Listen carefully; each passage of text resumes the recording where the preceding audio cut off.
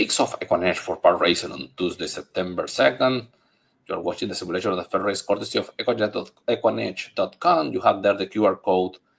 Go to that link, register your free user, 3 free races per day. You can check previous results.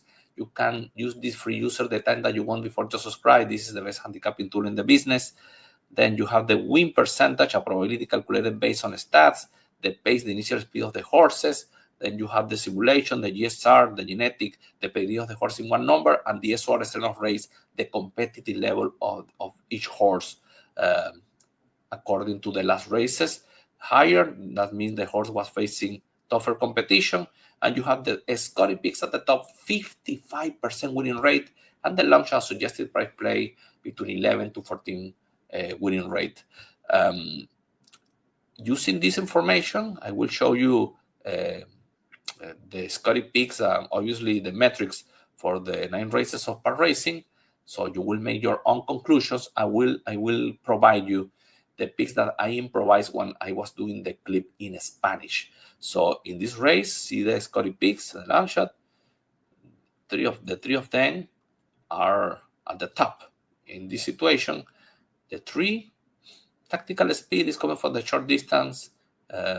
In this moment, this horse looks with a possibility to wear the field. The 4 is not at her best, but is returning to Park Racing, where she has her better races. And the number 1, I believe the number 1 could run this previous to the last one again against this competition.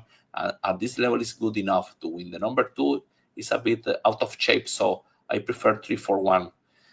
In race 2, 4 at 3 at the top, and the long shot price play the 2. The 2, a good pace, good win percentage, attractive. This is a bet. So I'm using 4. Let's forget this race at Colonial Down, returning to Park Racing, dropping the competitive level. The 2 is coming from a strong victory, could repeat. I know that the competitive level is higher, but the horse is sharp and has a speed. And the number 3, another option, finished 5th last time at Delaware. At Park Racing was a bit unlucky, but has an opportunity. So a third option, the 3. In race number 3, see 4 and 1 at the top. The 5 has a long shot. The 4 is running on third synthetic. The pedigree is good enough on dirt. Third time trying the surface.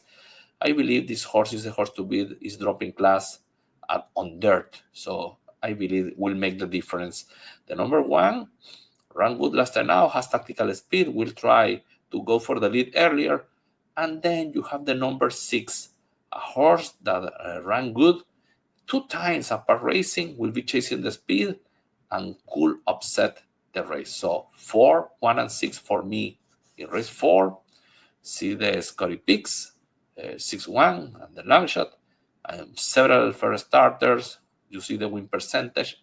I selected 1, 2, and 6.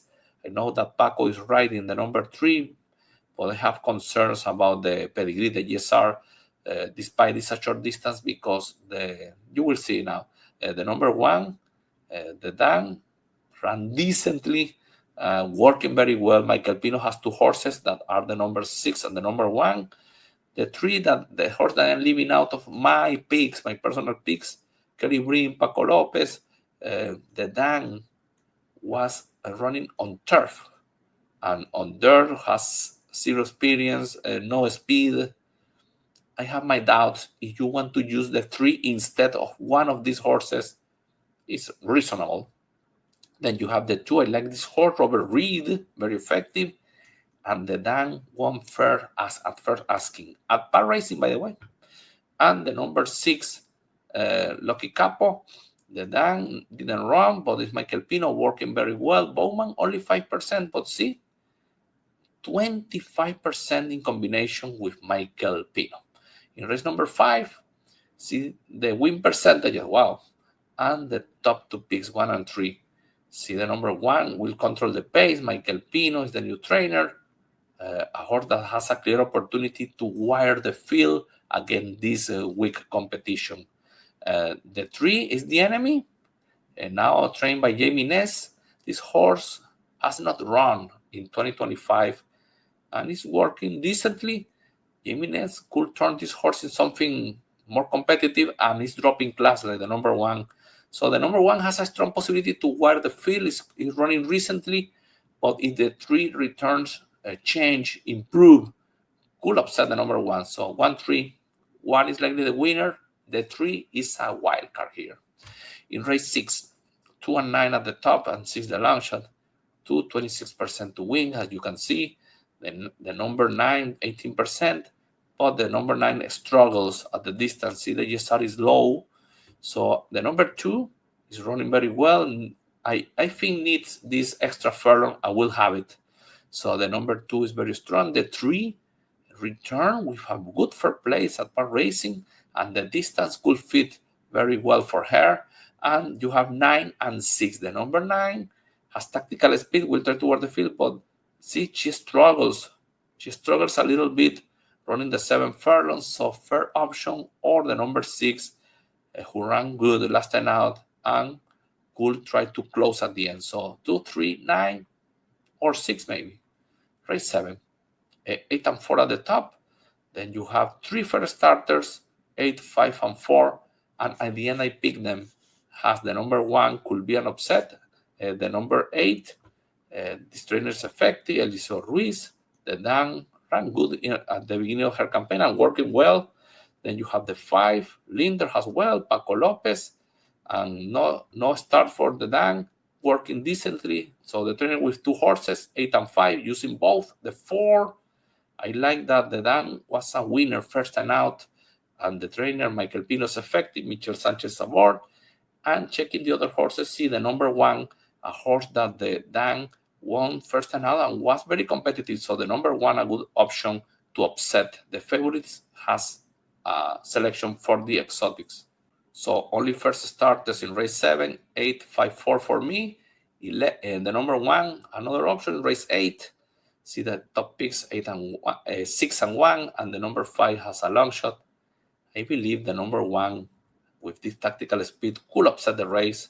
It's going up in claiming level, but the competitive level is the same and has a speed. Careful. The number 6, he's a veteran. He was facing tougher competition in the past. Will chase the number 1 and have an opportunity. So 1, 6, 6, 1. Then you have the 5, the long shot. He's a bit irregular, but he has the ability to win at this level of park racing. And the 4, a horse that is hitting the board constantly and had a good streak at park racing at the beginning of the year. So this horse could return to upset the race. So 1, 6, 1, 6, 6, 1, 5, 4. In race number 9, 1 and 9 at the top, the 5 is the long shot. And finishing saying that the 5 is the long shot, and the 5, I like this horse. So I believe these Scotty picks are pointing in the right direction in this race. Number 1 finished 5th last time out, but this competition is weaker. Michael Pino, Michel Sanchez. I believe this horse is good enough to win at this level at the end. The number 9 ran on turf and Momo before at Saratoga. See the competitive level dropping a lot and has a strong chance to win here. So 1 and 9. I added the 5, the long shot, 8 to 1 in the morning line. See, is running well, and this horse will be closing at the end. I know it's 1 for 23, but the horse is running well, and this is the typical horse of St. Louis that finishes strong upset the races. So obviously 1 and 9 are the top horses, but the 5 is a temptation, so I will add it here. And the 3, one first time out, is a new horse in the neighborhood, you can say that, of this claiming race, and it's coming sharp for the race. So let's use him for the exotic. I believe the 3 could hit the board. Good luck to the